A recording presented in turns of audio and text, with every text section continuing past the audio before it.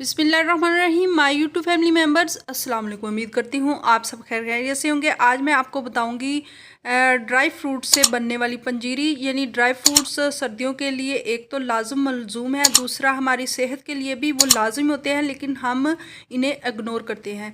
और सर्दियों के लिए तो खुसूसी हमें ड्राई फ्रूट का इस्तेमाल ज़रूर करना चाहिए।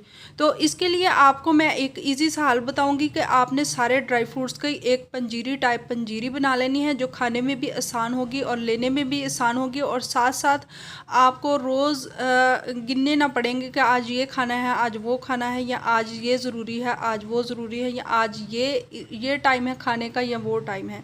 तो आपने सिंपल सा ये ड्राई फ्रूट्स लेने हैं और लेके इनकी आसान से मैं आपको पंजीरी बनाने का बताऊंगी, वो आप बना लीजिएगा। उसमें all to all dry fruits भी आ जाएंगे और साथ आपको उसका डबल से ट्रिपल फ़ायदा होगा। तो सबसे पहले आपने लेना है देसी घी। वो 1 पाव के करीब हमें ज़रूर चाहिए। ये भी बहुत अच्छा है, होता है सेहत के लिए भी, और साथ साथ हड्डियों की मजबूती और बड़ों की सेहत के लिए तो ये बहुत ही अच्छा होता है। तो आपने लेना है देसी घी, 1 पाव ज़रूर ले लें। और इसके अंदर हमने बारी बारी सब ड्राई फ्रूट्स को थोड़ा फ्राई कर लेना है। यानी पहले बादाम को करें, बादामों के बाद आपने काजू को करना है, काजू के बाद आप पिस्ता को कर लें, फिर चारों मगज़ जो हैं उनको भी थोड़ी देर के लिए आप इसके अंदर, और बिल्कुल लाइट आंच रख के, यानी हल्का सा वो आपका जो देसी घी है वो गर्म हो।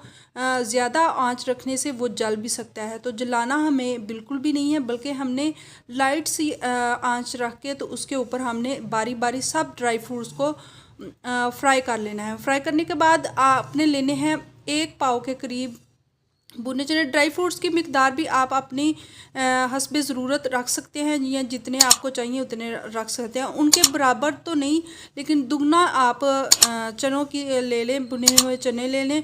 और उनको भी आप थोड़ा सा अगर भुनना चाहते हैं तो ठीक है, ऑलरेडी भुने ही होते हैं, आपने सिर्फ उन्हें ग्राइंड कर लेना है, थोड़ा उन्हें पीस लेना है।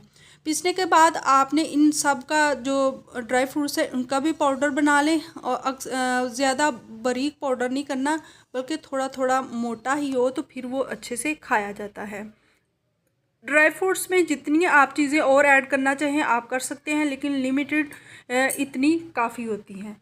तो आपने इन सब को मिक्स करके, तो इसके अंदर आपने एक आधा पाव गुड़ लेना है और उसकी चाशनी बना लेनी है।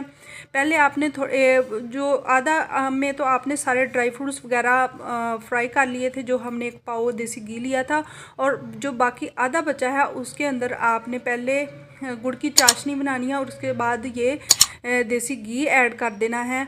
और अच्छे से जब चाशनी बन जाए तो इसके अंदर आपने सब ये चनों का जो पाउडर बनाया है वो भी डाल देना है, और साथ ड्राई फ्रूट्स का जो पाउडर मिक्स बनाया है वो भी डाल के, तो आप छोटी छोटी टिक्कियाँ और या गोल गोल शेप में जो पिन्नियाँ जिन्हें हम देसी लोग कहते हैं वो बना लेनी है। वो बना के रख लें और छोटों बड़ों सब को दें।